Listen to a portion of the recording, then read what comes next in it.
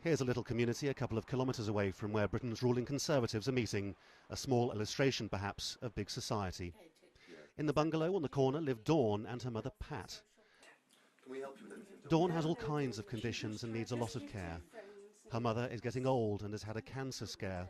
Insofar as they can, they look after each other. Their home is chaotic. Pat relies on publicly funded services for Dawn to give her a rest. If she wakes during the night and she needs the loo, she just bangs on the bedroom wall. And then I get out. I don't know what a full night's sleep is like with her. So when she's at the daycare centres, I doze in here on this chair. But they're worried.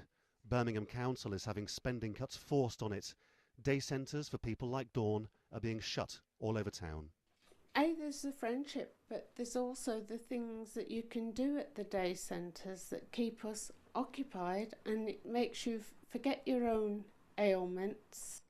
The government's argument is that if they haven't got the money anymore to pay for these public services, then it's reliant on people like your neighbours to help people like you out. Well, the neighbours aren't really...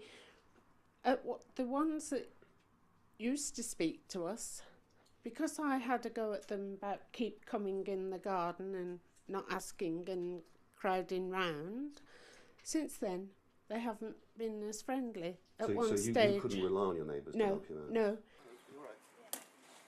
Dawn does have one neighbour who's also a friend from church. She's called Peggy and lives a couple of doors away. Have you got any time, if she can't go to the respite centre, have you got time to help her?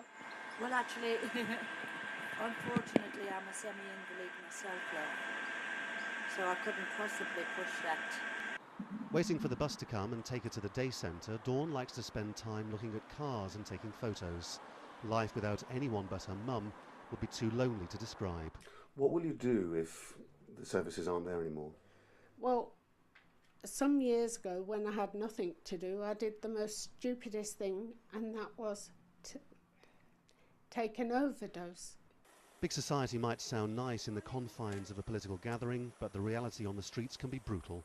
If services like this disappear, thousands of voiceless and poor people all over this country will have nothing and nobody left to look after them. Lawrence Lee, Al Jazeera, Birmingham in England.